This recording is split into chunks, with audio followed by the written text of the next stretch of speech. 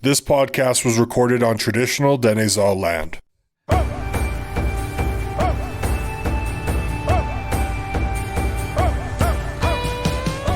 Hello and welcome to Before the Peace. I am your host, Jenna Moreland, and I'm here with my co-host and producer of the podcast, Trail Acko. I miss you saying hostess with the mostest. Should I say that? Silly?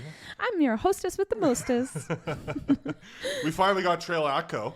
Yeah, well, we kind of had him before, but this is like an actual full episode for him. So I talked to him about it before we got into the episode. I was like, dude, in December when you came in to help us with the wrap up, like people were upset that we didn't do a full episode with you. He's like, yeah, I got a bunch of texts from people saying that you just kept talking the whole time. Like I was just, and that episode I definitely did for our year in review. We were just yeah, but that was the whole time. point. But it's just so interesting how sometimes your ideas or our ideas just don't work out.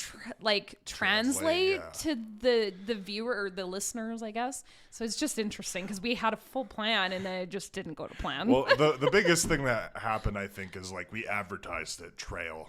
True, that was on wrong. It. Yeah. So we should have did Lesson year in learned. review with Trail. And it had his picture and everything. And that was the biggest thing is people didn't listen. Or when they did, it was just like, wow, thought we were listening to Trail, but that Who are Trey these guy. narcissistic hosts?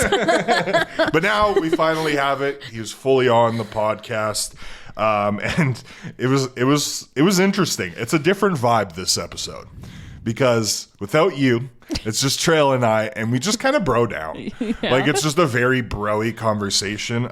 We talked to him about being the drum apprentice and the cultural and heritage liaison for Doig River. I also asked him about his family upbringing experience growing up in Fort St. John.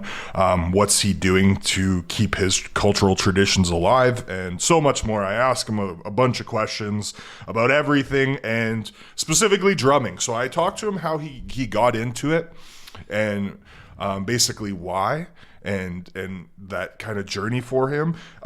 We do want to do the drum episode, so don't fret, Jenna.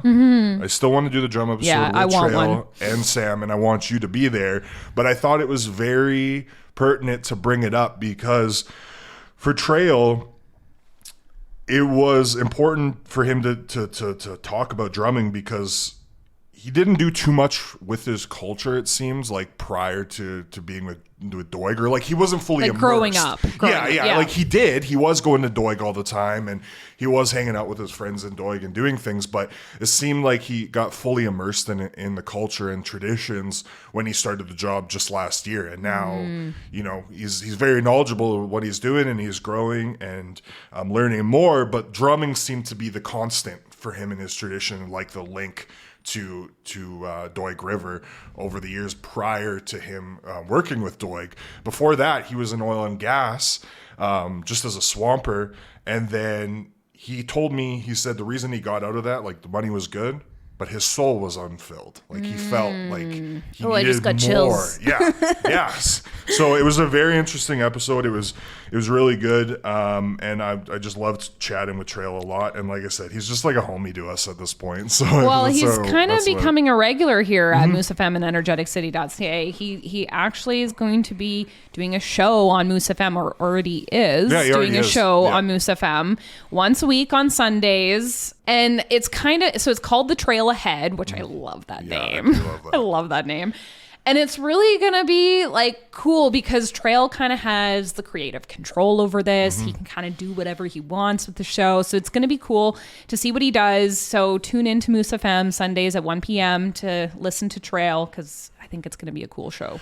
Yeah, and it's essentially him on his journey of learning his culture and traditions and practicing these as well. And it's kind of you're along with him, right? And then he's going to have guests, and he has, Beaver Word of the Day, and it's kind of an educational program, as well as just your typical radio show, right? Like I really, really am going to enjoy it. And maybe some new music, some indigenous music, just in general, and like interviewing maybe some elders. Like who knows what he's going to do? So tune in. Before we get into the interview with Trail, I do want to say we love when you guys send us these beautiful emails about how great we're doing, but we would love to get some feedback in terms of what you want to hear and maybe what you like or didn't like. So make sure you're emailing us at beforethepeace@energeticcity.ca for any comments or story ideas that you may have.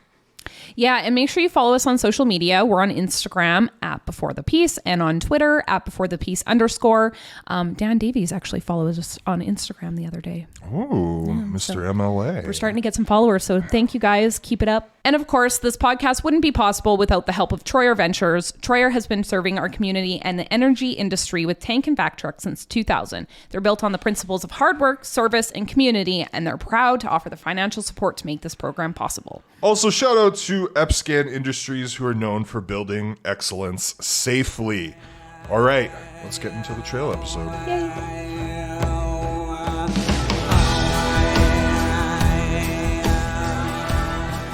Yeah, I think from the game, the different climate up there. Yeah, because where was it? It was in Whalers? Yeah, I just got back last night. Well, straight off the bat, you competed last week? Or is it like... This weekend. So it was just the weekend? Yeah. How'd you guys do? Pretty good. We had 3 games, our first one, and then it's a double knockout, so we lost our next 2, and then we were out. But we played 2 of, like, the best teams in our division. I think there was, like, 16 teams. In the C division, there's A, B, old timers, women's, like 3 or 4 kids. Not like different leagues, like different divisions, like bantam, like sort of mainly adult and like just skill level based. But, okay. 56 or 58 teams. What was the event called again? The Kilrich Yukon Native Hockey Tournament. So how was it like being in like an indigenous centered like league or like event like that with hockey? It was so sick. Like, how was the vibe? Amazing, man. You walk up, talk to anybody. I met a bunch of dudes from Fort McPherson. Met some of my buddies from Inuvik that moved down here like 6 years ago. And then, we had like a big grand opening on the Friday night. Mm-hmm. Like a big grand opening. Every team come out. They had Tlingit dancers and drummers, and they're drumming us in, drum us out. That's so sick. Speeches. So like opening ceremonies, getting ready for the game. Yeah. That's so sweet. The national anthem in their local language. It was so cool. Well, one thing I wanted to bring up about it, first off, is because it's fresh. And yeah, I know you said you were tired coming in, but what is it like? You don't see a lot of indigenous hockey players. Like, yeah, of course you have like Ethan Bear, who is playing for the Oilers now, but like even in NHL or in like those Canucks bigger now. Leagues. Huh? Vancouver Canucks now. Yeah, he moved. Yeah, he got traded, right? Yeah. I think it was last season. But, I mean, hockey's such a big part of the First Nation communities, right? Oh, it's huge. You hear it all the time. On the way back, we stopped in Prophet River, and they just got an indoor-outdoor rink. Like, it's a complete enclosed structure, but there's like openings, I guess. It looks super cool. We stopped in there. They had ice built. They have like this super cool like mini Zamboni. Oh, beautiful place. So maybe in like 5 or 6 or 10 years there'll be some good hockey players. Yeah, because I know the Blueberry has a team. They have an adult team that that's travels the team I was around. On. They have 3. They took 3, 1 for each division. I was on the C division. Oh, okay. What's the name of the team? Blueberry Weekend Warriors. Weekend Warriors. That's what it is. I remember when Clarence was in here, because Clarence is one of the coaches. He was my coach. Oh, was he? Yeah. How was that being coached by Clarence Obsassin? It's fun. He's kind of been like he's coached and been involved in all of like the native youth hockey teams since I was a kid. That's crazy. Like that's how like native tournaments is how I started playing hockey. Like the first time I ever actually was on a team was for Prince George Native Hockey Tournament. So for you, seeing like, there are, in native leagues here in the Peace region, I mean, all across the country, do you take that as a good thing or as a bad thing, split up from some of these other leagues, right? Like you have your trackers and things like that. Not that there aren't There's any. Not full like native leagues. I thought there were. No. Oh no. So this is just coming from communities that are part of like certain. There's a rural league, okay. But that's like north of town. So like Buick Presbyterian. So for the Weekend Warriors, so they don't. What league do they compete in? They just go to whichever like to these. Like, it's like tournament based. Everybody plays in town or like will play together. Like I played in town. I play in town and Taylor with I think at least 5 of the guys on that team. So we already know each other. We've all known each other for a long time. So most of you guys grew up together, so that must be awesome. Yeah, and then we had a few import players, non-status players, and then they're my buddies that I play with in Taylor. And then Yeah, a couple players, a couple young guys that were pretty good from Fort McPherson. Really? Yeah. That's awesome, and getting to meet some other people your age and kind of vibe, right? Mm-hmm. That's so cool, man. So coming out of the tournament, like, what was your favorite moment? I scored a pretty sick goal. Honestly. Did you? I got to gas myself up. A pretty sweet goal, like a breakaway that I was ripping as fast as I could, and then like dangled the goalie, and then I was like, woo! And everybody, and then the Weekend Warriors, like all three teams, they were live streaming on Facebook. All three. Yeah, I saw some clips. I was watching a little bit of it. Yeah, all three teams. Every game was live streamed on like the Blueberry Weekend Warriors Facebook page. That's awesome. And then, and then they're like announcing my name, and they're like, Trail Acko. And I was like, this is so cool. Sadly, I only scored once the whole tournament, but well, at least you got one, man. You're never gonna forget that goal. Yeah. So have you played hockey since you were young? Yeah, I started skating like in camp skate in Taylor when I was like 7 or 8, or younger than that. Did you play with any like organized teams? Oh yeah, like minor hockey all since like Adams.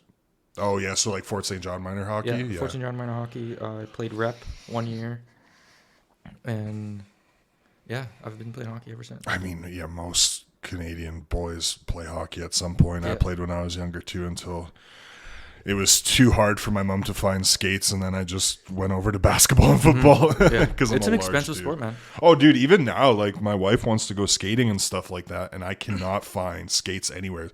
You can rent them. Size 16s though. Oh yeah, that's the problem. I got big feet, dude. I like the last time I had a pair of skates that were size 12. Mm-hmm. They did not fit me, hurt my legs so much. But I remember I didn't know that they weren't fitting me or that they didn't work before when I went to go get them sharpened. Before I like went to the rink in Lloydminster and found out they weren't working for me. Yeah. I go to Canadian Tire to get them sharpened. They could not sharpen the skates because they said they even tried the goalie, like whatever it is, whatever type of like format or thing they use to sharpen the skates. They're like, they used the goalie one and they couldn't even, it wouldn't even fit on that for a size 12, which was surprising to me because I feel like a lot of dudes have size 12 feet. But yeah, no, it's been hard for me playing hockey, but you know, I grew up with hockey boys in Edmonton, and it's always been a close-knit culture. Obviously there are some negative things to hockey culture, but like, how was it for you growing up? Like, did you take any pieces of that playing in organized sports that have helped shape you as the person you are now? Because you hear about it, like it goes outside of sports with organized, leagues sometimes, where it's like you're also learning how to persevere and things like that. I just had an interview with a basketball coach, the Burt Bowes grade 8 basketball coach. They found out they were going to provincials like a week beforehand. I think it was last month, and raised $12,000 to head to provincials.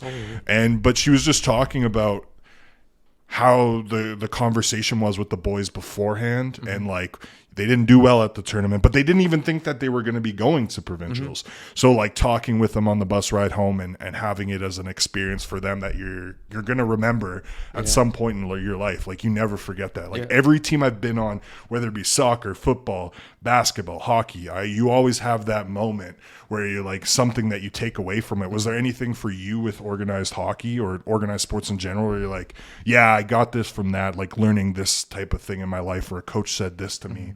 Was there anything like that for you? Sportsmanship, conduct. Yeah. Like know how to lose. Like you learn the most from when you lose games, because you're like, oh well, could have like improved this. I could have made that pass. I could have took more time here. Or then when you do win, it's more of like we all won. Like we together, right? Yeah. Like it's not just one person winning; it's together. Or like if you're losing, it's like, what do you do the next game? Yeah. Like how do you improve your play or your play with the team to?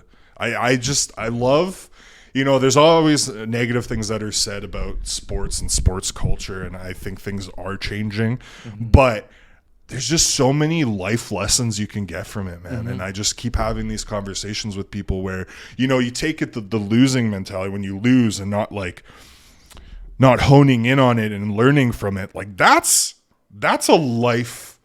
Yeah. That's a life, rule to implement, something that can help you moving forward. It's just a good thing that to anyone have. And I think sports does that a lot for sure. Did you drive just by yourself? No, it's my cousin. Yeah. Did you? So you didn't have to drive the whole way? Like you guys took turns? Yeah, we took turns. Yeah, took turns driving there. We did it in one day, the first day. So we left. Well, he lives 45 minutes north, or I don't know, not 45. Yeah, about 40 minutes north. Well, he lives outside of Fort St. Yeah, John. outside of Fort St. John. So I was in my truck driving at 5 in the morning. Oh my God. And then we did stay in Fort Liard, like soaking, just relaxing for about 2 hours. And then we ended up making it to Whitehorse at 12 that night. How far is the drive there? It's around 1,600 kilometers. Oh my gosh. And then you just came back yesterday. Yeah. But well, thank you for coming in, dude. Yeah. No, we didn't do it in one day, though. Oh, okay. We stayed in Fort Nelson last night. Okay. Not bad. We were all hurt and taking our time getting up in the morning. Yeah. So we were like, it was like 9 o'clock rolling to Fort Nelson. We're like, we're not going back to Fort tonight. So I want to talk a bit about Doig, obviously culture and heritage liaison for, you're moving on. It's been about a year now. Yep. Before that, you said you were working in oil and gas right out of school. So what made you take the job at Doig? An opportunity came up last spring to go to the University of Montana for 2 weeks at an event called COLANG. I don't remember what it's abbreviated for, but it's collaborating on linguistics, language, and language preservation and revitalization for Indigenous languages. So then there's people from they're all over the Western Hemisphere. I don't think there's anybody from Europe or Asia or anything. But I went there for 2 weeks, met a bunch of everybody's PhDs, everybody's PhD candidates, and I'm just like, hey man, I know a little bit about my language. I know I definitely want to be a part of help saving it, but holy man, you guys are smart. And then I was hanging out with this I can't remember his name right now, it's right on the tip of my tongue, but he was from he studied and lived in Papua New Guinea, and it's like a island that's I think he said 2 or 5 kilometers wide, 20 kilometers long, and there's 60 distinct dialects in that community. 5 minutes down the road, and can't understand people. And then the main language of that whole island is a language called Tok-Pisin. Okay. It's spelled differently though. It's a mix, and they explain how the language is now because it was shaped by multiple a long history of colonization, from the British, from the Spanish, and then from I don't remember who else, but it was 3 different times that they completely switched, scrapped the whole almost education system, and then started again with a different language, and then teaching a whole country basically. And that's why they have so many different dialects. Yeah. So, wow. Yeah. But then that's just one person that I met there, and then just seeing inspirational work from everybody, every single person that was there. There's hundreds of people there, and I was like, oh, this is so cool. And then I made a lot of cool connections. Made a connection with the Salish Kootenai Culture Committee. There's another word in there that I'm missing, but ended up getting to go to their language school, immersion school, or program for a week, and then it was a full bachelor's degree to become a Salish language teacher, and then I got copyrights and licensing to use the same curriculum that they use in for Beaver, and they do it in it's a full bachelor's degree. It takes 3 years of intensive language learning. So then by the end of the 3 years, you are fluent. You can teach almost every subject in your native in Salish. And then I'm actually, speaking of which, I just came back from Whitehorse. I'm going back this Saturday to meet the guy that built that curriculum. Oh, really? Yeah, because it's also being used all over the Yukon. So hold up. So let's go back to Montana at that event. So how did you get into that event? Because this was when you were still a swamper working in the oil field, right? And so how did you get into that, and why did you want to go and do that? I don't know. I've always been a part of cultural stuff in the community. Yeah. Drumming. My Uncle Sammy gave me a drum when I was little. And then I've always just kind of been a part. Well, I've been a part of my own culture, I guess. And always culturally active within Doig, Blueberry, Prophet, Halfway, because we're all sort of sister bands. But, I was always involved, and then the opportunity came up where they were able to send 2 people, and then I fit some of the not regulations. What's it called? The criteria. Yeah, the criteria. They're like somebody that's culturally active that has a passport. Actually, I didn't have a passport at the time, but I was like, I can get one. And then because you had like a week to get one, didn't you? I had a month. Oh, a month. Oh, that's fine. I had a month. So like once I found out, when they were like, yeah, for sure. Do you want to go? And I'm like, I don't have a passport there. Can you get one? I'm like, I can try. So it was like the next day I had like 2 days off, ripped to Edmonton. Yeah. And then was like waiting in those that's just when like second year of COVID, I guess. Okay, yeah, so 2021? 2021. Yeah. No, I'm tripping. That's 2022. Oh, is that so? Last year you went to Montana? Yeah, last year. Oh, okay. Yeah, and then it was like COVID lineups or like COVID restrictions were lightening up, so everybody was getting passports. I was in passport lines for like 5 or 7 hours. Got to the front, they were like, I was like, can I get it fast tracked? They're like, yeah, for sure. Do you have proof of travel? And I was like, I have a plane ticket with my name on it. They're like, I don't know if that can work. And then they ended up being like, oh, actually, you know what? We can pull this.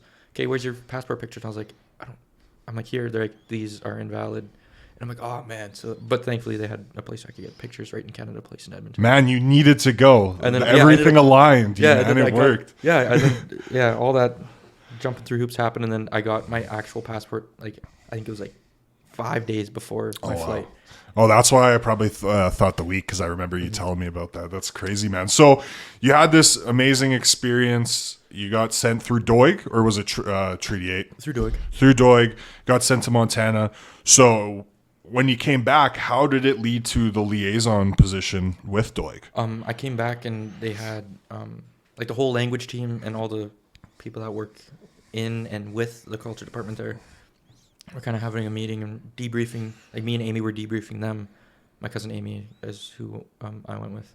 We're debriefing them about what we did. We threw a few pictures in like a PowerPoint slide and was like presenting everybody. And I was like, yeah, this is like amazing. I'm like, it was so inspirational to see the work that's being done from here to Mexico and South America, all over South Polynesian Islands.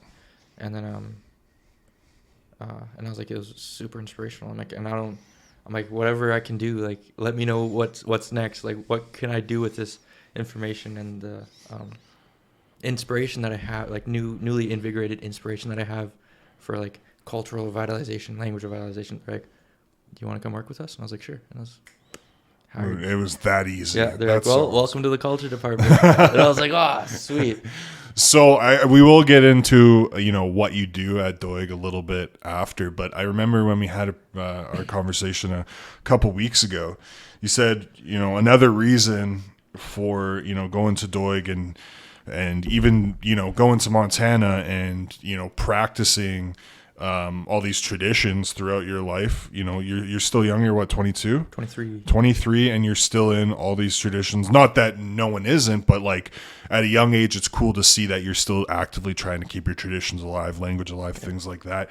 So prior to that, when you were, just working on the oil field out of school, obviously you're going to Doig sometimes, still staying in the community.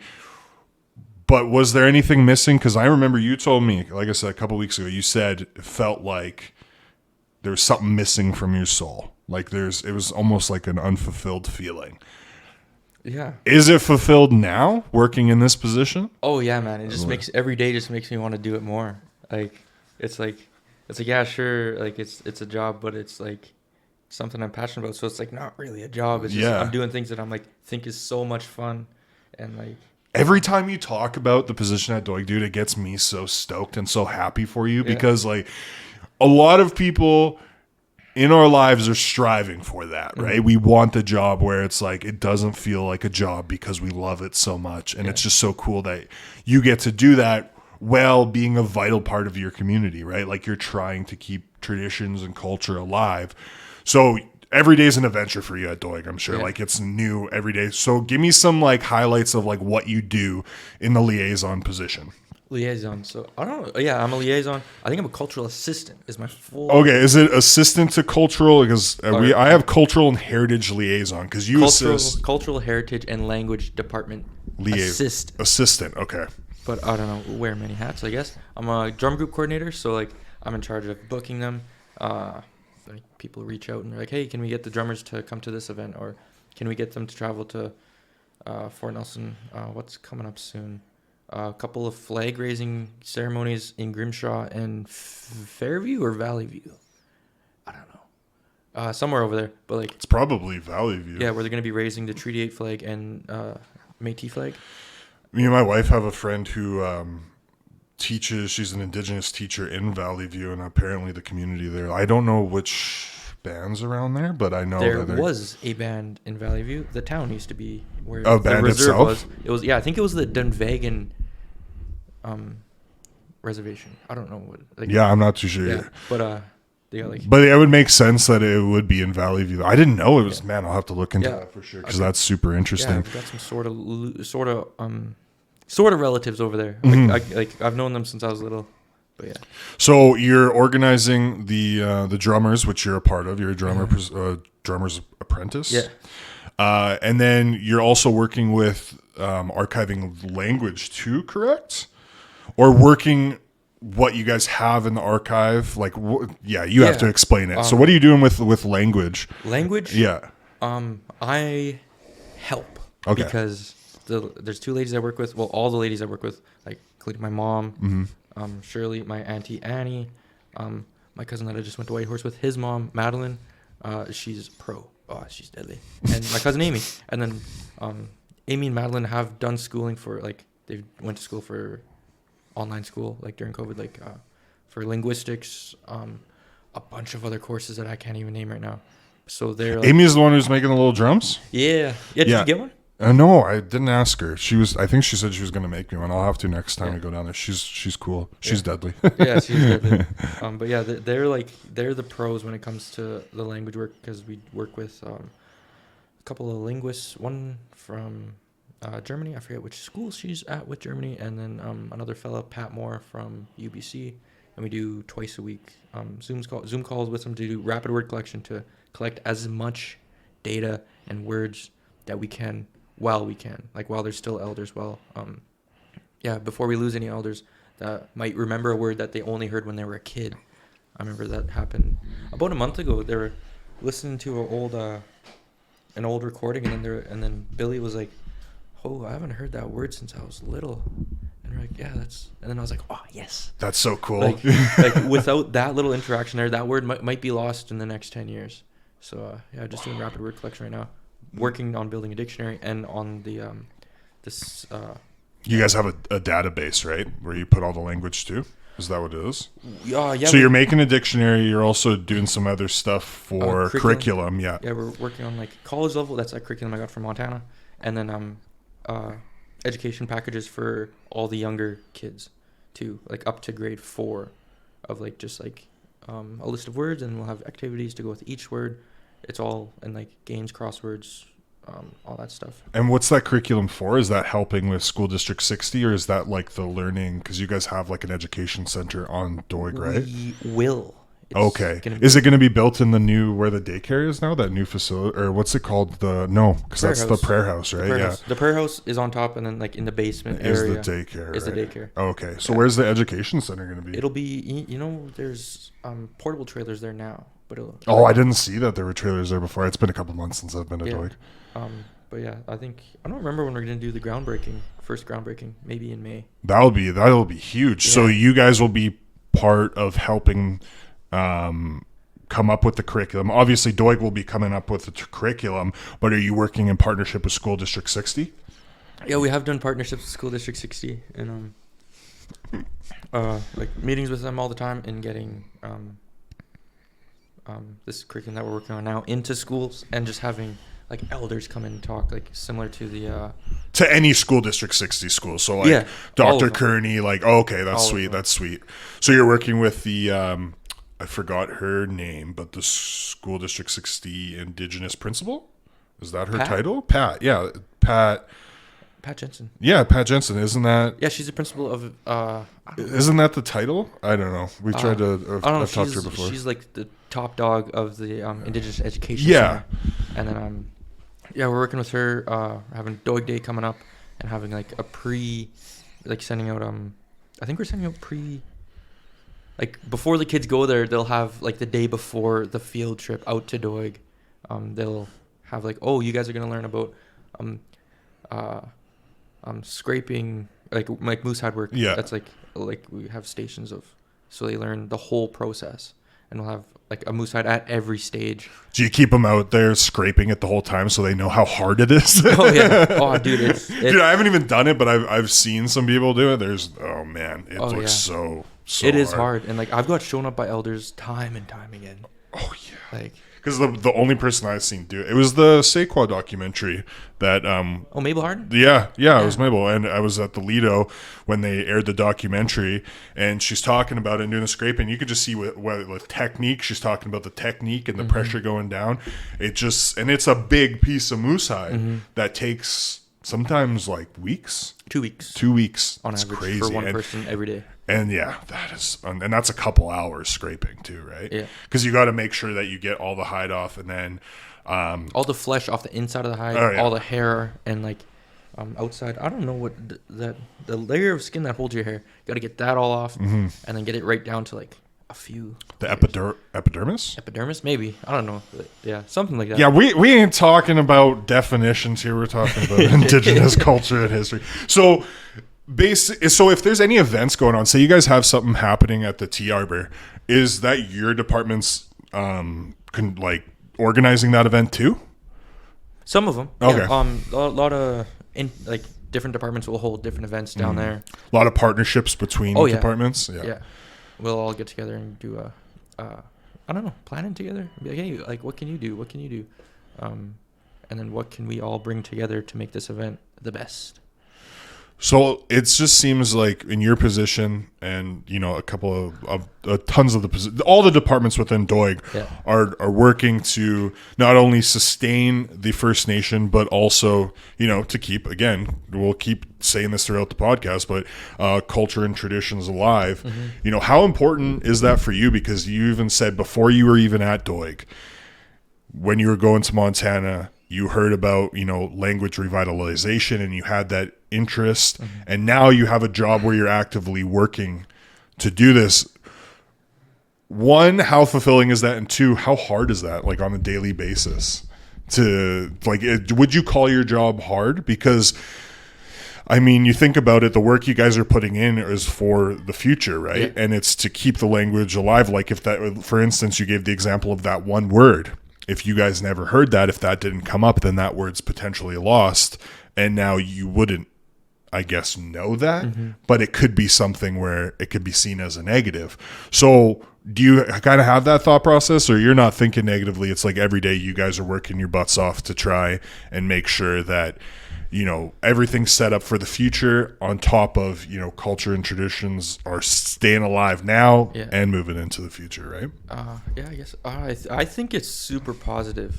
I mean, obviously, like anybody working with indigenous cultures and or working and knowing about indigenous issues across Canada into the States, it is pretty, I don't know, like beat you down, man. Like the MMIW movement,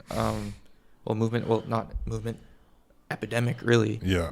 Mental health epidemics, like up north, it can be really disheartening, but then you get like a glimpse here and there of like, when we were doing that grand opening, there was this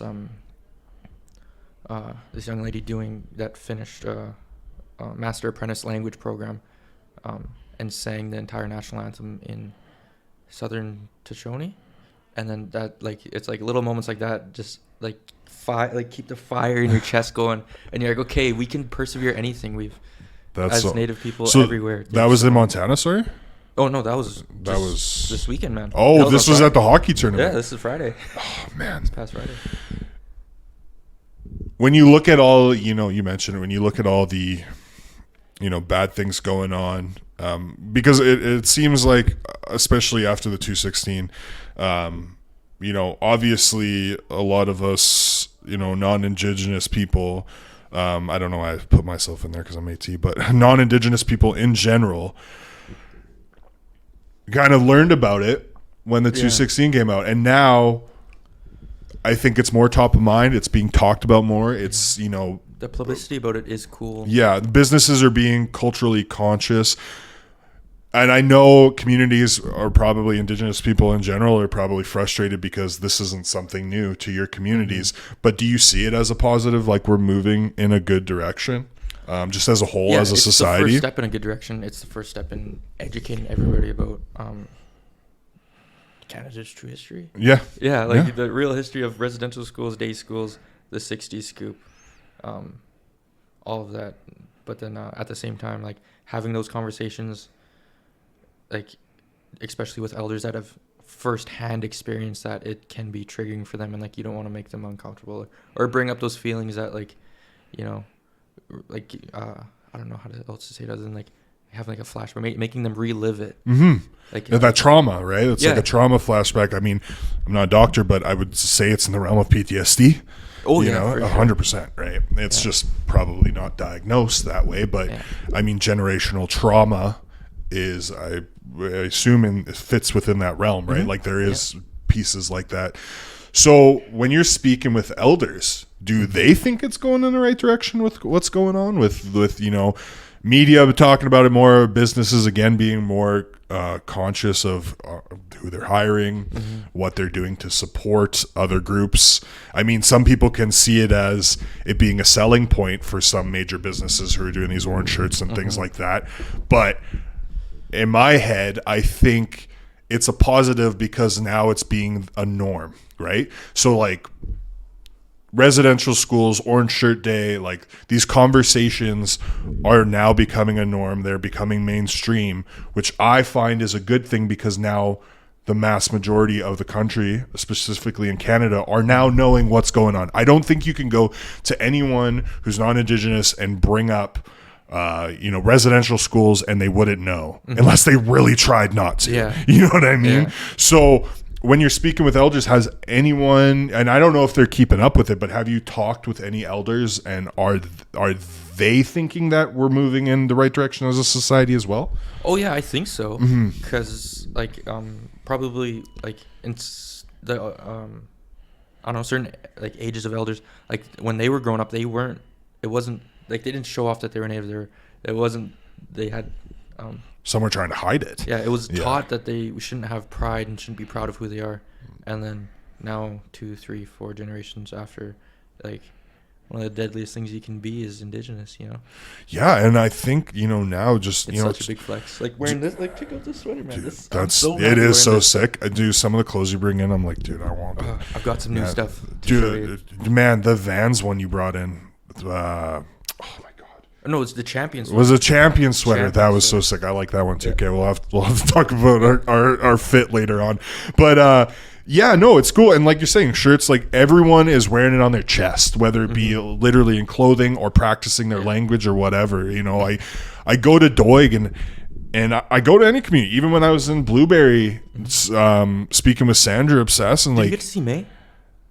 I didn't get to meet May. Dude, I wanted to. I kept hearing that I needed to meet May. Yeah, I keep hearing she's great. Yeah. And Sandra and I talked about her a little bit for the listeners out there. May is Sandra's mom, and Sandra is Judy Desjardins' mom, and Judy is the chief of Blueberry River First Nation. But yeah, I heard that May is awesome. So eventually I want to do another podcast with May and have Sandra there just in case. But just so we're talking about things that we could actually talk about and things like that. But yeah, even, you know, going to Blueberry, everyone seems happy, man. And it's just, you know, I think obviously there's so much to point out that's negative, and there is so much more healing to do, but it's just really cool that, like me, I'm visibly non-Indigenous, and I can go to, you know, any of these First Nations, and it's cool that, you know, we just chat. Like there's like, I don't even get like a look, you know what I mean? Like even here in Fort St. John, just being 6'9", 300 pounds, going into the mall, I'll get people staring at me all the time. But if I go to a First Nation community, Blueberry, Doig, I've been to Soto, Prophet, you go in there and it's, I don't get that feeling. It's just like, it's more so, oh, someone different, let's chat. You know what I mean? And I just think that is such a welcoming, cool. Who your parents are. It's welcoming, right? Or like, or just an elder coming up and cracking a joke about me being a tall white guy or something like that. You know what I mean? It's just, I think it's really cool, and it needs to be talked about more and more, which is basically why we're doing this podcast, to not only see, there's healing to do. There's a lot of negative in the past. There's generational trauma, but things seem to be moving in a good direction. And you're a piece of that, dude. Growing up, did you ever imagine that you would have a piece in your culture, forever, even if you decide to go back to oil and gas or whatever, you still for a year and a bit, or even before then, when you were just, going into your community, or when you were started practicing your drum, when Sam gave you a drum when you were young, you're always going to be a part of your culture. My culture will always be a part of me, no matter what I do. And then I think I've told that to all of my past employers. I'm like, hey man, listen, I have duties. I carry a drum. I have duties as a drummer to whenever there's a funeral and we're called and requested, I have to go there. And they're like, you know what? Go ahead, Trail. That's pretty cool. And I'm like, oh man, you guys are so pimping. Don't have to force me to be here. But yeah. What are you learning right now as in Doig? What are you guys doing actively right now? Because, like I said, you guys are doing so much. You're talking about language revitalization. You do a lot of traveling, going to different events. Yeah. You're working with the curriculum. That's a big thing that you just mentioned. That's a big thing you guys are working on right now. That's huge, and that's honestly beyond me. I just make help out with it, right? Yeah, I help out. So is that what you guys are doing right now? Is still working on the curriculum? Oh yeah, that's been going on for years. Mm-hmm. And rapid word collection has been going on for years. Something we're doing on now. And you guys have an archive for Doig too, right? Oh yeah, we just went through a process. Yeah, remediation. There's another R word that I'm looking for. Repatriation of the Riddington Dunazaw archives. Oh my God. Robin Riddington, cool guy. He is an anthropologist that came up here in the 60s. Okay. And then ended up studying us, recording us. And thanks to him, he is the reason that I know what my grandpa's voice sounds like and can sing the exact same song from a recording that my grandpa sang. How long was that? 60 years ago? 70 years ago? Yeah. So you were just super duper stoked talking about your language and the job and everything. You've been stoked this whole time. Yeah. How stoked were you when you heard your grandpa's voice singing that song? A long time. This is when I was a kid. But even then, man, did you have some feelings about it? I didn't understand the weight of it when I was little. I was like my mom put on this CD, and then it's singing, old school singing. I'm like, oh, this is cool. This is a good song. I'm like, I know a few of these words that he's speaking. And then now that I'm older, I'm like, damn, that's old man Acko right there. That's the man that I got my last name from. Were you drumming when you first heard this song, or was this after? Because when did Sam first give you your drum? Oh, I don't remember. No, okay. I don't remember. I just remember always having it. From when I was too little to remember. I got a drum. My brother got a bow. And he's like, yeah, you're gonna be a hunter. You're gonna be a drummer. And is your brother still using the boat? It's hanging up in his living room right now. That's pretty cool. Yeah, it's super cool because I seen it the other day. And I was like, man, that thing's all the bows I've tried to make when we're out camping in the summer. First pull, breaks and hits me in the face. I didn't understand the gravity of what those recordings mean, and then now I have a hard drive in my desk that has terabytes of data. Have you been able to sing that song that your grandpa has? Yeah. So I know there's feeling and a lot that goes into drumming, but is there anything different doing it with your grandfather, knowing that you never met him, right? No, he passed away in 1973. So you never met him, but you're still carrying along his legacy as an Acko, as a drummer, being able to practice his songs. Man, that just gave me my skin. I'm all bumpy now because that just sounds so crazy. That sounds like the essence of drumming. Yeah. Right? Is to relive those, your ancestors. The songs haven't changed. Mm-hmm. We don't compose new songs. All of our songs come from dreamers, and dreamers get the songs from the other side. Whatever that means to you. They dream, they go to the other side, talk with other dreamers that have maybe already passed on or that are living hundreds of kilometers away, and then they share songs and then bring them back. Was your grandpa considered a dreamer? I'm not sure. Okay. Maybe. I've heard a few people be like, yeah, he was, but he was definitely a powerful man. I've heard that like anybody would just show up to his house and he's like, here, put this in your hot water and boil it and drink that, and you'll feel okay tomorrow. And then like, so, but he wasn't actively a healer or anything, but he was. I'm not sure. It was no label on it, essentially, I'm right? Still like learning people knew what he was. Okay. What he did with his, like, close to 100 years on this earth. Damn. Yeah. Damn, man, and you're still in 2023. You're learning about your grandpa, and you're able to like learning new things now.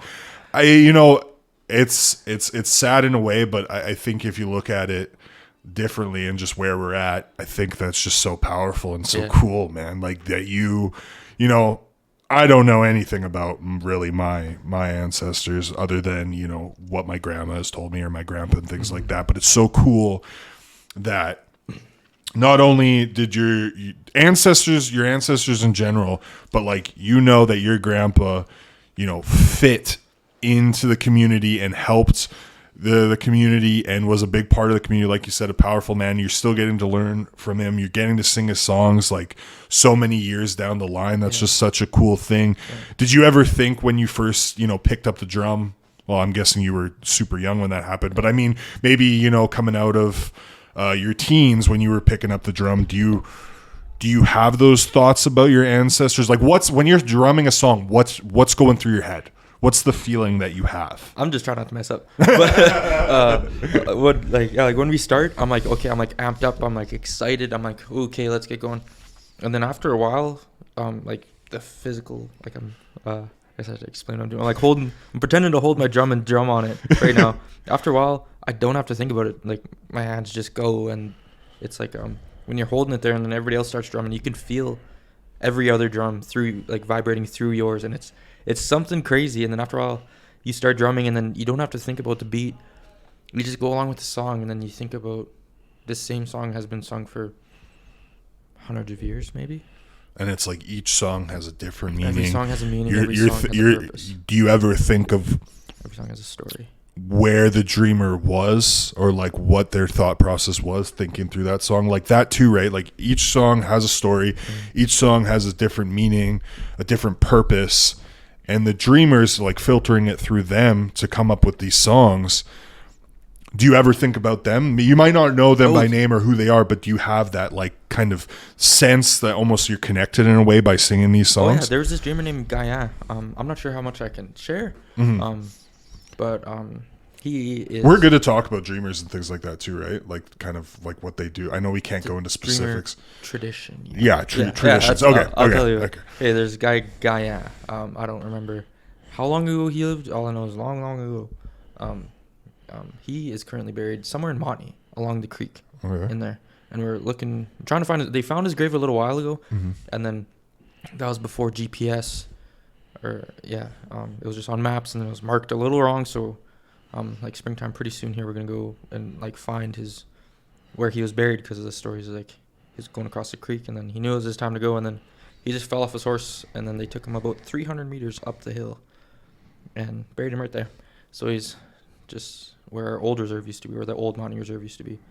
But he's had songs. We've sang his same songs, like 10 years ago. We had a tea dance in a farmer's field that allowed us to go there. We had a tea dance and sang his songs where he lived. Well, not where he lived, because he was like semi-nomadic, but near where he was buried. And it was like the most powerful thing. Last summer, Prophet River invited me to their cultural camp. And there was this fellow named Sam St. Pierre, who I think was a dreamer. He's definitely a really like important drummer. And I have recorded Robin Riddington's recordings of him drumming, and just a voice out of this world. It was like the high notes he could hit was just amazing. But we were drumming and singing his songs on the banks of the Minneker River, like within half a kilometer of his grave, singing his songs still, like decades and decades later. And it's like the most powerful thing ever, man. It's beautiful. So after you kind of got down the rhythm of the drum, you're talking about, all these thoughts that are going through your head kind of while you're drumming. So does it change, like you're saying, it changes each time where you're does the feeling? Because say you get a song that you've learned, maybe you know of the dreamer that it came from, but you don't know kind of the background to the song or when it was sung. You just know that it's been sung for a long time. Is there different thoughts you have with each song? Like, is there almost, do you ever hear a song that you might have heard of for the first time and have maybe a different idea of what it means to you as opposed to maybe your uncle does, Sam? Like for songs, or is it like specific to each one? Like specific they have to each one. Okay. Like they make sure that you, like if you ask like, hey, what was that song? Like, who did it come from? He'll say who it came from, about when they dreamed of it, what the purpose of it was. There's like songs praying for good weather in the winter. There's songs praying for, I think, for wildfires. One for war. Around World War II, there was a dreamer that was like, this will protect us. Which I wish I could go into more of that. I wish I knew it like word for word. That's what I need. That's my job, is to get it like as a young drummer, is to get these stories of each song word for word, so that they continue to go unchanged as they have before. Yeah, and you're going to be learning songs for the rest of your life while you're drumming, right? And like even with your position at Doig, like you're gonna be forever learning, right? It's like a lifelong with battle. Or without the position in Doig, I'll be learning these songs. Yeah, and it's like outside of whatever job you have, you know, where I want to turn it over as, you know, an individual, as an Indigenous person. Do you feel a weight on your shoulders to help revitalize the culture and make sure that it's alive? Like, because I've heard from so many people, and I would assume that it's going to be that way. It's a lifelong battle to you know, practicing your culture, keeping it alive, making sure that you're in tune with your culture and what's going on, and making sure others are as well. Do you feel some sort of weight, or is it man. It's it's sort of intimidating, like if you like sit with that thought long enough of oh man, I've got to learn this, I've got to keep this alive, or else it will die within my generation. Like is a scary thought that does run across my mind often. Like I've had conversation about it yesterday. But then when, like you said about that one word that Billy heard that he hadn't heard from when he was a kid, and Billy's what, in his 70s? He's in his 80s.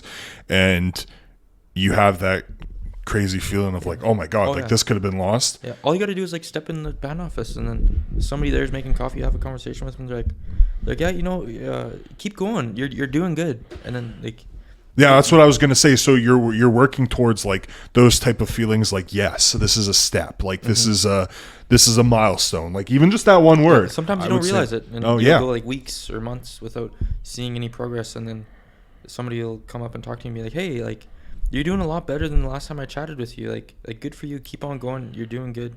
And like reassure you, like the reassurance you get from that is just like, it's the best. Yeah, I was gonna say, so keeping you going is not only your passion and your drive for your culture, but also your elders and your community. Yeah, and the community as a whole, right? Is just helping you along too, right? Where you can go. So and I've kind of seen you where if an elder's talking at Doig, even if you're like not a part of the conversation, but you're like there, you'll sit and listen. Like, is that something you're always actively doing? You're sitting there and listening and seeing what you can take in. Yeah, well, of course, like I want to like, you know, remember those stories, or maybe if like it's not recorded somewhere, like come up to them after and be like, hey, can we record that story? Well, you got so many, or you just want to be nosy and you just want to, like, I just want to know, figure it out. That's like, hey, that's well, cool. And you got so many cool people around you to learn from. With, you know, we mentioned Billy, we mentioned Sam, we had Jerry Atachi. You know, there's so many elders that you can draw knowledge from. that helps your job too, right? And like does it inspire you to see these elders who are still, you know, you say Billy's in his 80s and he's our language guy. Yeah, and he's actively, you know, he could probably call her quits, and I know he lives on Doig, right? Doesn't he live in the house like right outside of Doig? I think you were telling me that. Is it Billy? Anyways. Oh, that's Jack. Oh, it's Jack. Jack's a pro T. Yeah. So, but for Billy and just any of these elders, like they can probably call it quits, but they're actively going. Does that inspire you as well to see like I said, lifelong battle, right? I mean, but to them, there is no calling it quits. There's like the culture and like speaking language and like it's natural to them. Doing practicing cultural activities like trapping or hunting or going out and like picking berries in the summertime or whatever. That's not something that they just call it quits. That's that's everyday life. It's like an objective truth to them. They don't just turn it off and on. It's not something you can just turn on. It's the way life is. It's something you're actively always practicing, and to them, they're not even thinking of like, oh, I'm practicing this. Oh, I'm keeping the language alive. Like, it's no, just I'm their life. I'm just gonna go fill up my freezer. I want some good tea, so I'm gonna go get some. I want some like smudge. I want some fungus. I'm gonna go get some. Being immersed in your culture, has that helped you be more self-sufficient in your life, do you think? Because I think, talking with, well, you got to think like, trapping and hunting and all these practices that, I'm not going to say they're dead, but they're not practiced as much, especially here in the Northeast. But do you think, hearing from elders of all these things that they were doing growing up with their parents, and I know you were raised here in Fort St. John, but you were always Doig River member, always going to Doig. Speaking to these elders and learning what they did to be self-sufficient, just not even elders, but just Indigenous communities still to this day, seeing how they're self-sufficient, not only as individuals, but as communities. Has that inspired you at all as well in your life of like, hey, it's up to me too? So much. Yeah. If I want some if I want some good burger to make hamburger helper with, like I'll go in my freezer and get moose burger that I got last fall. But then others, self-sufficient stuff. Feeling more self-sufficient. It's like I met this fella from Fort McPherson. I don't even remember his name. And You're not good with names, Trail. We just know terrible. this better. But they have like practiced full sovereignty over their traditional territory, and they're like, really, really taking care of their caribou, because that's like their main migration is up there, up in, I think they're in NWT a little bit, somewhere that way. But he pointed in a direction, just so you know. But yeah, like seeing food sovereignty in other places. Like I was on Vancouver Island, I was like, oh man, like what do you guys like? I ended up like I was just going res to res straight up, and I was like I got some moose meat with me. I'm like, I got some dry meat. Do you have some fish to trade? And they're like, oh no, we don't. We're like our fish populations are too like damaged and low right now, so like we're not actively like getting any excess. Like we'll get like a little bit for like ceremony when they have potluck, they're down there. And then I'm like, oh man, that's it's worrying, but then at the same time it's super inspirational to see that a lot of other Indigenous communities across the province, because there's never been a community that I've lived in where I've cared about food, you know what I mean? Like just to kind of put that out there, like I've never grew up caring about that, like having to worry about it, you know what I mean? So it is definitely interesting. You say you're going to community, res to res, and you're hearing these things, and these communities have to care about that. They have to actively know, which is it's part of that self-sufficiency. They can go to the store, sure. Yeah, but will their grandkids know how how their ancestors will their kids know? They'll obviously know the stories of how their ancestors like harvested herring eggs. But will they be able to practice that? To have like stories of harvesting sustainably, not just be stories, but to be actively practiced, is like something that I've noticed a lot of places. And I'm like, yeah, do that. Teach those little kids. It makes me happy, and I'm hearing it from for a third hand account, right? Like, it's just, you hear so many stories, and it's so different community to community, like even in the province, right? Like, and you've visited different communities, and you could see like each situation is different. In Montana, like just probably about an hour and a half north of where the Yellowstone Ranch is. I was in a field in the Southern Rocky Mountains, I think, picking blue camas. I was like, this is so sick. This is lady, she's like a teacher down there, and her kid, she speaks nothing but her language to her kids. Like they only converse in Salish, and then her name is Aspen Decker, and then they practice traditional harvesting methods, and we're out there with all her kids, and then they're just like her little girl was probably about 5 years old. She like looking at me like I was dumb, and I was like, I am, like straight up, I don't know what I'm doing. And then she like grabbed my hand, and she was like, look for this blue flower and go down, and then you got to put your stick in like this and bust it out, and then It's like a little small onion, garlicky looking thing, but it's like starchy like a potato. And you can eat them right there, but then it's a little bit tough to chew. But it was super cool just to see. And then we found wild garlic too. They're like this big. Like if you got small pinkies, it's the size of your pinky nail. Man, the experiences that you've had, man, even within the last year, but like going on, with Montana, how it kind of sparked that. Before then, you grew up in Fort St. John. Your mom's a Doig River First Nation member, right? Yeah. Your dad, where's your dad from again? My dad is born in Bonnyville. Okay. Alberta, yeah. Yeah. But my dad also has close ties to Doig because my dad's stepfather, John Oker, is like my mom's second cousin. Okay. And he was like old pro cowboy. I still hear stories to this day. He passed away a few years ago about like how he could weld anything. He did everything. He fixed his own cars, pulled motors out, put them back in, and then could just do things on this one really tall black horse. I found a picture of it a little while ago. That horse was just his best friend. You say this is your dad, right? Yeah, this is my dad's. Okay. My dad's stepfather. Oh, the stepfather. Okay. Yeah. Okay. But I grew up with him, knowing him as my grandpa John. Yeah. And then John is Jack Scotty's brother, who I get to hang out with like almost daily now. So. Because Jack just an elder, or is he? I forgot. Is Jack is he part of the drums? Yeah, he is drums. He's a drummer. Okay. He's an elder. He's I think I always confuse Billy and he was Jack. a guide up at Bessa River.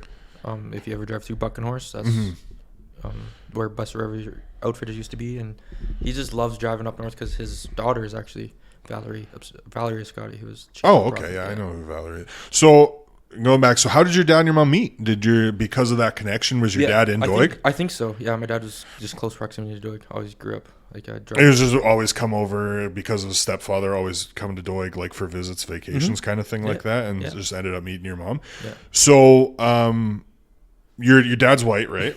And then so your mom's Doig River First Nation.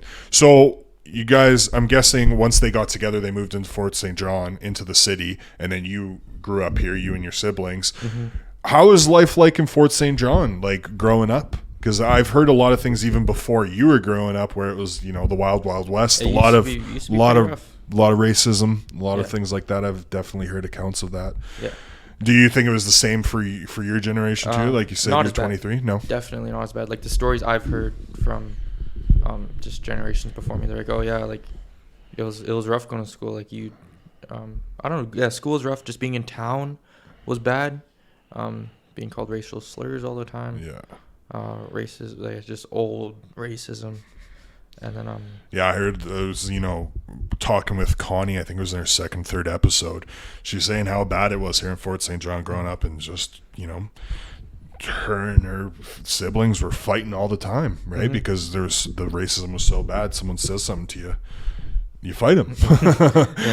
Which you hear that in communities across the board, but I can't imagine, during that time, you're talking 70s, 80s, 90s, even into the 2000s, growing up at that point here in smaller community where, a lot of people are trying to push it away. Looking at it now in Fort St. John in general, I know I asked this about society and as a whole, but do you think with all the surrounding communities and the active thought process that we've talked about again earlier of, our brothers and sisters, we're all together, Indigenous communities and Fort St. John, Dawson Creek, we're the Peace region as a whole, Northeast BC as a whole. Do you think that, again, we're moving in the right direction here in the Peace region in Fort St. John? Like, because you hear all these stories from, people that of growing up, like again in 70s, 80s, growing up in Fort St. John, to your story where you said it wasn't as bad, hoping that it's this generation, it's even better. Yeah. Do you think that it's like that way? Do you think we're moving in that path? Yeah, I think we're moving in the right direction for sure. Maybe not as fast as other places. Yeah. Because, I don't know, it's quite a conservative that goes without saying. Yeah. But I think it's moving in the right direction. Definitely, like I can go out and around town and be proud of who I am and of my long hair. Where my mom, I don't think she could.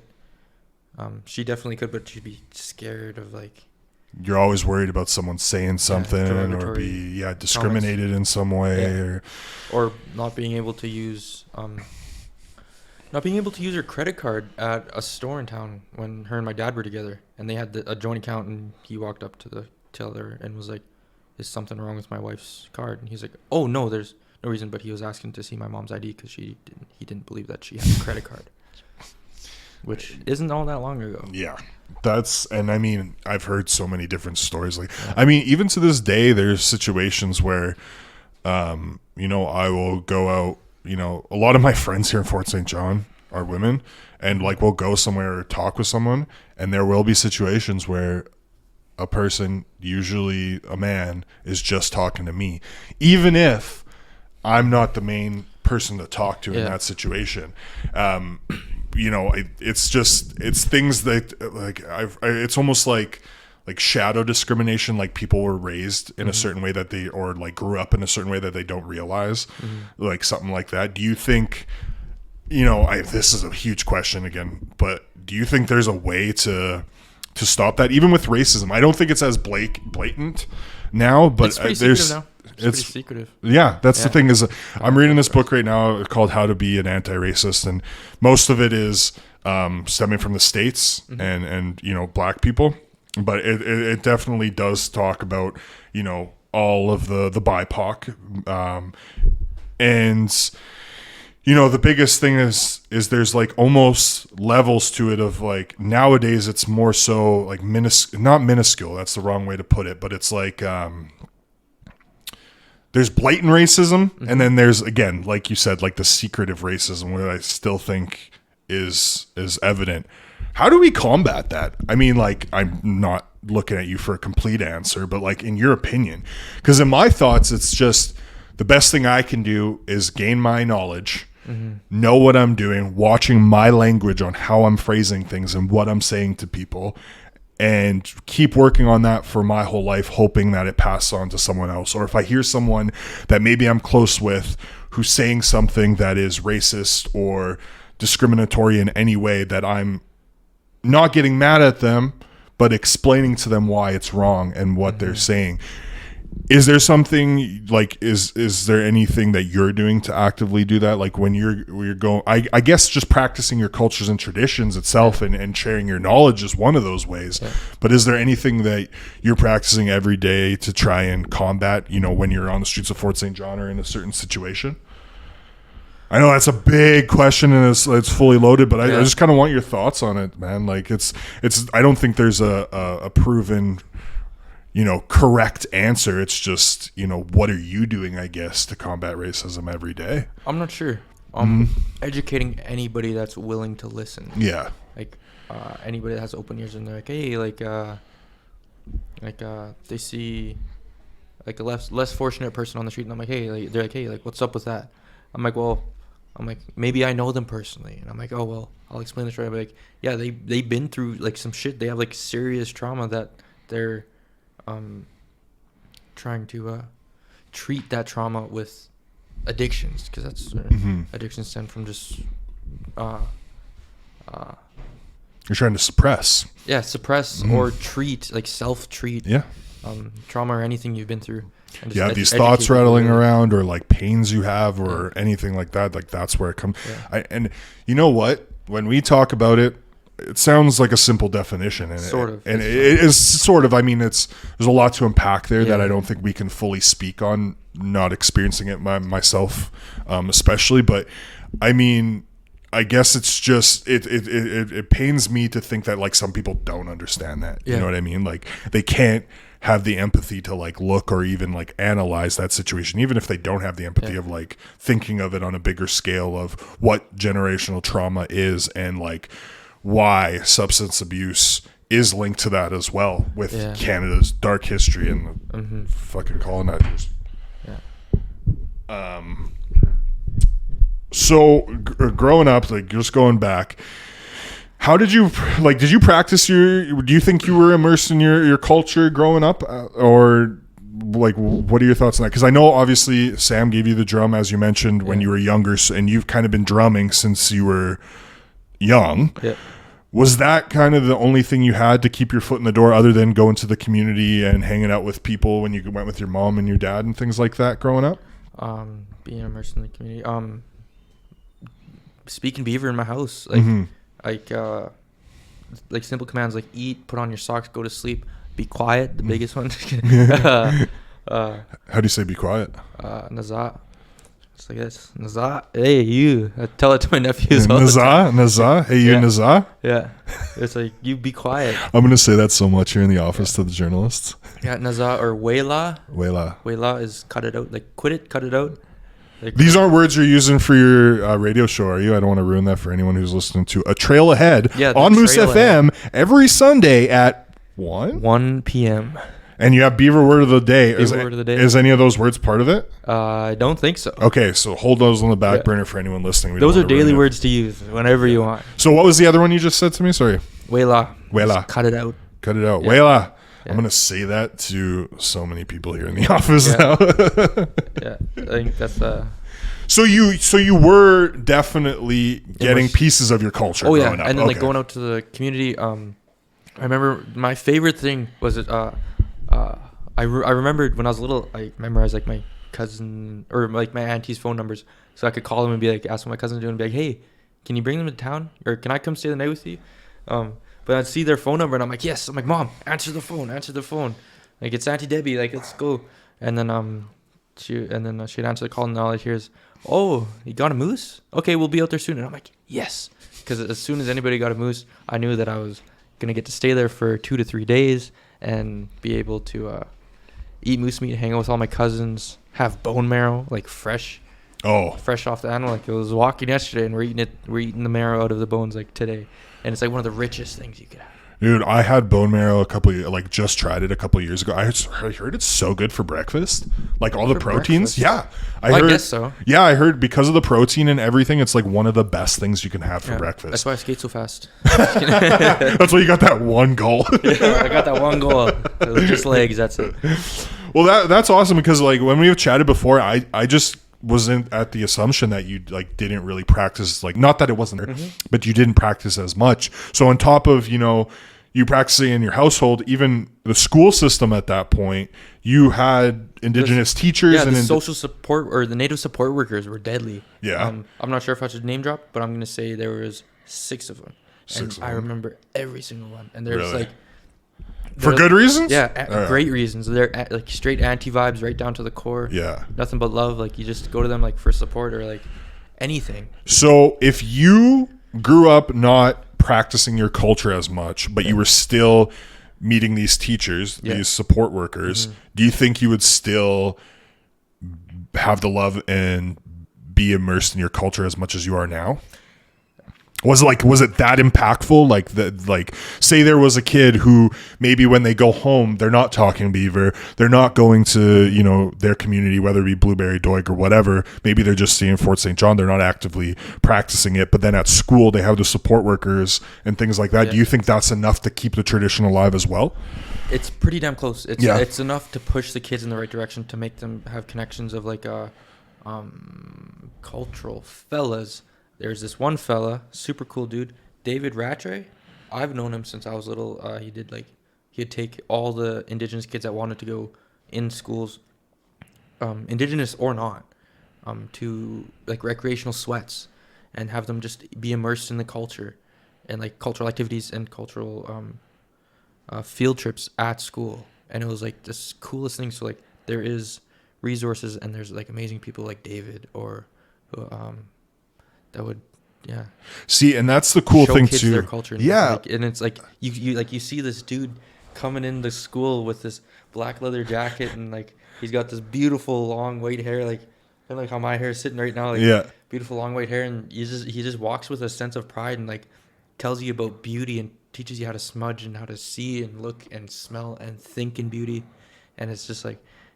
All I'm thinking about is George Desjardins and his long hair. Yeah. I just seen him the other day. Where the heck? I don't know. I think because he does come to Fort St. John a lot, I think. But I just, because he was the one to tell, like when smudging, like before, when I first found out about smudging when I was in high school, I would just have the person who showed me kind of like surround the room, surround me. And like George is the one who showed me how to like like take it and cleanse yourself, like your hands first, and then kind of spread it on your face and your body. And that's just to cleanse your whole, not only your soul, but your whole body, like yourself as a whole. Right. Yeah. So that's cool that, in middle school, even elementary, you're learning things like this. Yeah. In middle school, I was in, Miss Puttick's, native class. I don't remember what the actual name of it was because I was 12 years old. Or I think I was 12 or 13. So and then we'd smudge every day, and then so you're learning, like, the whole curriculum in the class was learning the traditions and culture. Traditions and culture, like English studies. The books we were reading were by Indigenous authors. Fatty Legs, I think, was one of them. Oh, Chrissy Jordan Fenton. Yeah. Yeah, and then reading. Yeah. Social studies was like learning about the Riel Rebellion, learning about the westward colonization of Canada. I didn't learn any of this stuff in high school. Yeah. I graduated in 2010, and I did not learn like pretty much any of this. So it's cool because when did you graduate? 2017, 2018. Actually, I was gonna say 2018 because I went to grade 13. Yeah. So it's cool that like in the 2010s, 2010 to 2020, there is obviously a change across Canada. Even before 216 are announced, I can only imagine now. It's even better in terms of these opportunities within classrooms. You working with School District 60 in terms of curriculum and things like that. Have you heard of how it is? And the opportunities that are available in School District 60 now for kids growing up? No. Is it similar or different to yours? I've been wanting to go into the school and be like, hey, like, what are you guys doing? Like, is there anything I can do to help? Or anything I can offer? Like, anything, like any person from Doig that I can connect you with? Also, I'm sure anyone would be down for that. Grade 11 social studies is School District 60 may have signed something that it is mandatory to learn about the local Indigenous culture. That's awesome. I think that's so important. Another BC First Nations 12. I think it was an elective when I was in school, but now it is mandatory, and it is super cool. And then we're just trying to get our resources together to be like, hey, like this is local Indigenous history, man. This is. And you guys are going to be a part of that. Like, obviously, you'll probably work with all the other communities. Like, so in your job too, I was going to ask are you working with other communities as well? Like, are you working with Blueberry? We do a lot of the stuff in house, but then like we have ladies from Blueberry come into the office all the time. Like May and Sandra, I'm assuming. I was gonna say, I can't remember her name. We just bought like thousands of dollars of crafts off of her. Beautiful moccasins. Holy man. Yeah. If you guys want to see something like pimp, and like come check out our showcase room. I love that you say pimp it all the time. Yeah. Hey, so we'll get pictures of those to put on our Instagram for sure. Actually, you can just send them to us. Just take pictures and send them through to us. Yeah. So we're winding down here. A couple of questions I have left is, I mean, this one could be very, very simple. I don't even know if you have the answer for it, but what's the future hold for you, me? What's the future hold for us in general? No, I'm just kidding. What does the future hold for you, dude? Like, you're working with Doig now. It's been a year. You're a drummer. You're doing a lot. Mm-hmm. What's the goal for you? My goal is to bring a sense of pride to the drumming culture. For the first thing, give all the kids younger than me and older than me like something to be proud of as done as our kid, no matter what community you're from. I try and be, I don't know, a good role model, like that. Role models that I've seen as a kid that I'm like, like who's being role models now? Who's the role models to the next generation? I'm like, oh shit, I guess that could be me. So those support workers you were talking about, do you model anything that you're actively doing off of like them? Because I've learned so much from like even like a sense of like tough love. Hopefully there's a lady that'll be listening to this that knows exactly who I'm talking about, that'll make sure I'm in school and not going to Oleo's at lunchtime. But like a sense of tough love, a sense of pride, operating myself with a sense of empathy and love every day. Mm-hmm. And like, being... Have you ever thought about teaching kids, man? I just think like you just have such a calm demeanor and you're very knowledgeable. Have you ever thought of like teaching kids, or have you? I already did, bro. Did you? No, the daycare in Doig, like in the summertime, me and Sammy were going up there every day, and like sometimes Sammy was busy, or like it was just me and my mom going, and then I was like teaching them how to count to 10. Or, in Beaver? Yeah. Yeah, that's cool. Yeah. I mess up 5 and 7 are tricky. I always get them backwards. What are they? Test. Klige, Okechi, Tachi, Genchi, Okechi. Okechi. Oh man, I'm drawing a blank. And then I think 7 is Kilakechi, or that's 9. Oh, it's the H-y that messes it up. It's that's the first like 3 syllables. Yeah. Okay, that's crazy, man. So, man, you were learning it along with the kids then when you were there. Half the time, That's so awesome, man. I mean, I feel, and I know you probably think of this as this is essentially what you said, is any position you're in, you're going to be practicing these things that you just mentioned. That empathy, that sharing that knowledge, and making sure that, you know, anyone that is open to it is taking it in, right? Oh, yeah. Especially with the show, man. Congratulations. Because we've worked closely here, I've never said that to you, but congratulations on the show, dude. Thanks, sick. Man. It's crazy. I kind of went in like eyes closed, head first. Can't lose. No, man, I was like, holy shit. Like I'm and like seeing it like posts about it, and I'm like, this is real. Like I have a radio show. What the hell? What dude, am I doing? It sounds so good. Like I've even got a couple other episodes that I've heard that no one else has yet, which is really awesome. So hey, anyone listening, I don't know why I got super tough in there, but listen, a trail ahead. Sundays, Moose FM, 1 p.m. Yeah, learn yourself something. Yeah. Why don't you sit on the couch? Why don't you get up and listen to Trail? I don't know. Or listen, you're busy on a Sunday. It'll be released as a podcast. Yep. On all streaming services, I think. Yeah, it'll be on wherever you get your podcasts, as well as you can get it on moosefm.com, and I think we're going to have it on energeticcity.ca too, because we have a bunch of our podcasts are from Energetic City, but this is like the first Moose FM one outside of Moose Talks. So it's like coming from the shows and making it into a podcast version. But yeah, it's going to be everywhere, man, and I'm super stoked for you. It seems like you have so many opportunities and so many things that you're just, dude, you're not saying no either, right? Like it could have been so easy for you with no radio experience to say, no, I'm good, but you're... Oh, I thought that every day coming in. I'm like, what? I'm like, I don't know. So what kept you going? Was it the fact that it's going to be heard by people, that it's a chance that you can share your knowledge? Because that's what I get from it. Like, it seems like you just want to share it to everyone, and you just want... Yeah, I want to have Indigenous issues brought to light in a good way. Education brought out to the greater public in... I think a quote you said to our Indigenous Voices reporter was...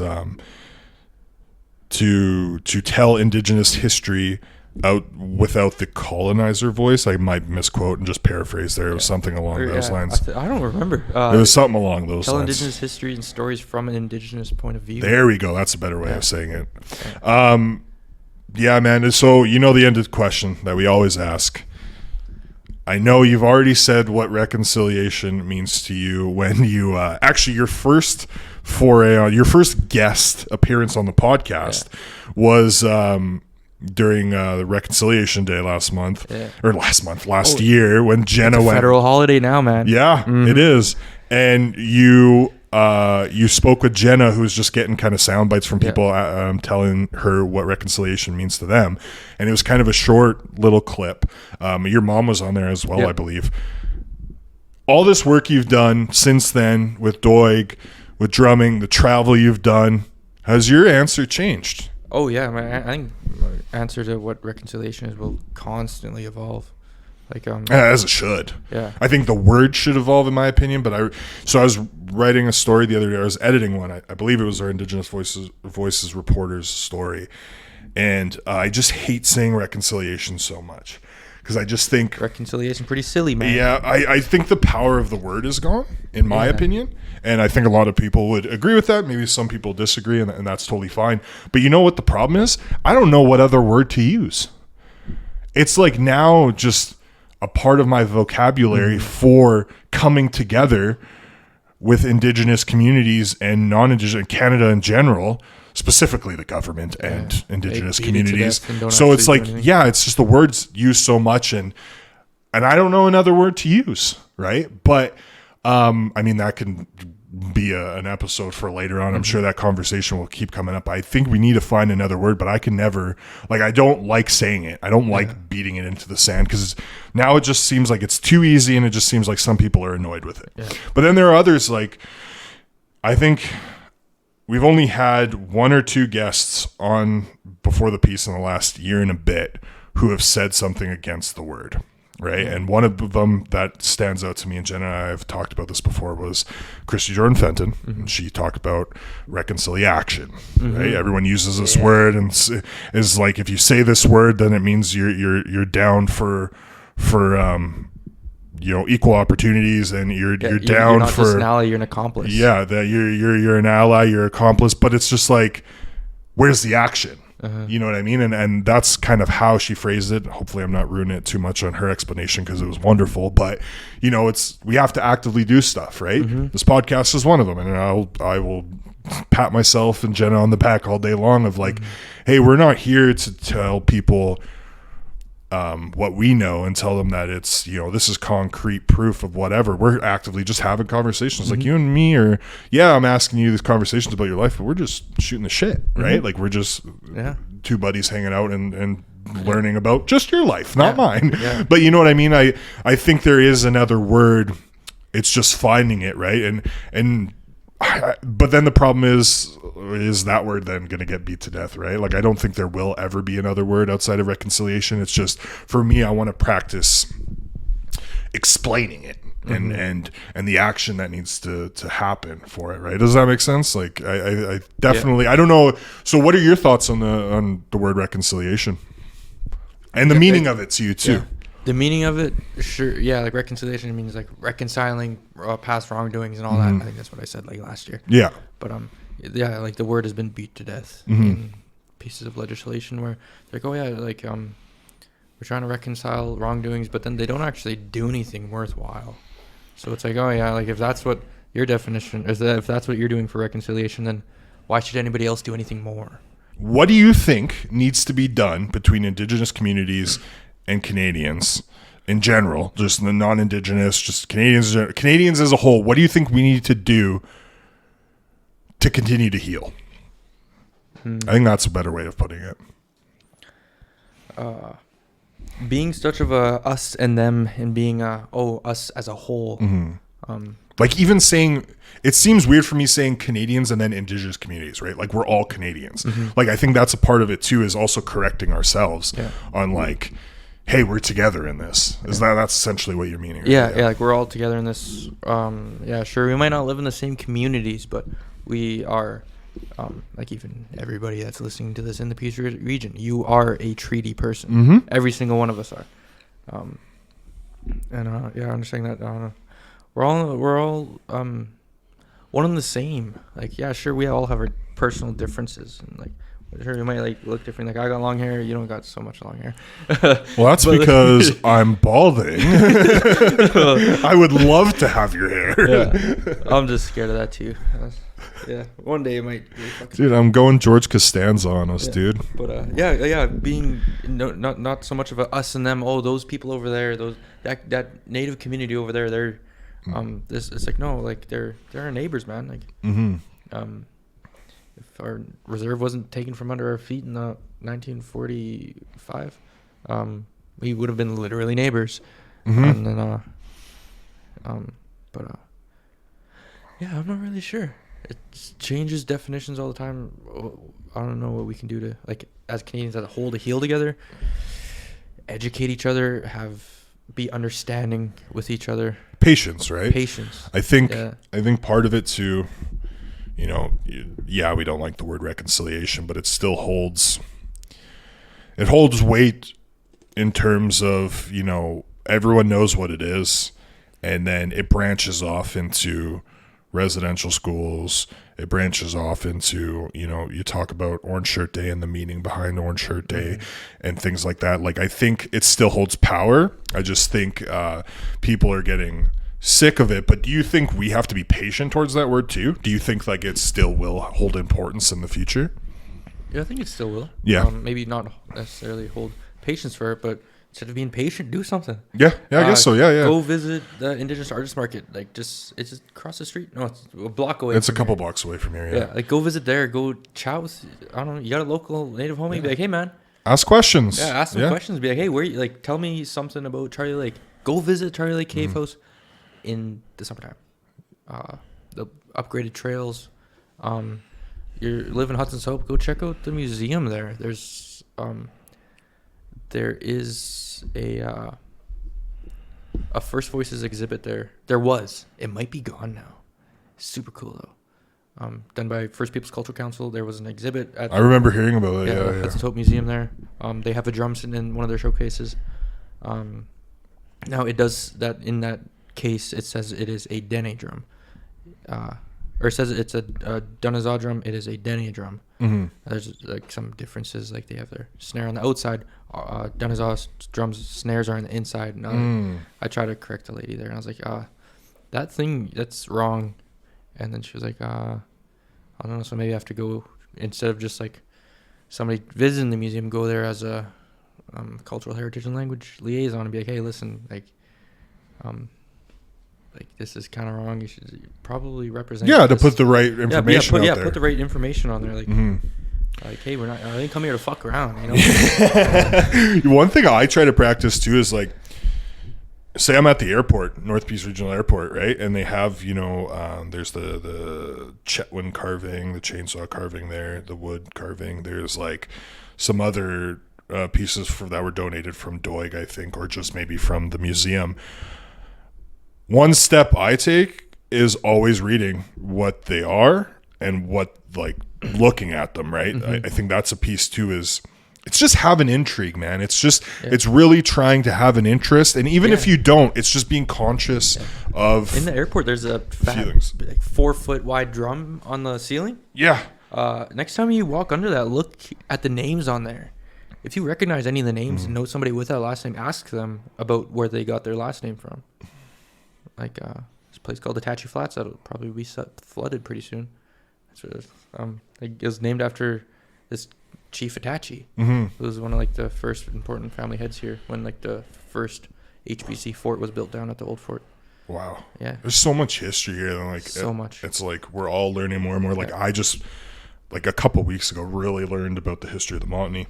Yeah. Especially the court cases with, Jerry Attache was a big part of, and the veterans, and just how they, there's resources out you there. got, the Beaver people essentially got screwed over because of lack of communication, because no one wanted to understand them. And, I think the biggest thing is asking these questions and having these conversations and being intrigued and having patience and not frustration towards different cultural practices and different, just different things going on outside of your way of life is going to help us grow as a community, as a whole. Every person grow as an individual. Yeah, 100%.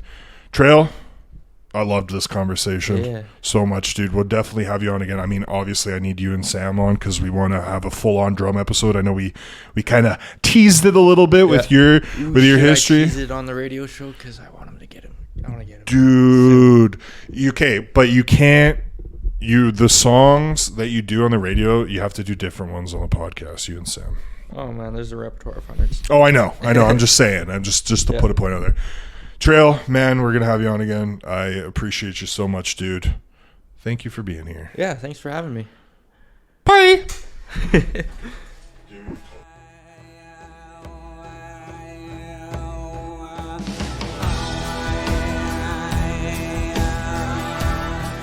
Make sure you guys subscribe to Before the Peace using your favorite podcast app, or you can go to energeticcity.ca/podcasts. If you have a guest or program idea, email us at beforethepeace@energeticcity.ca.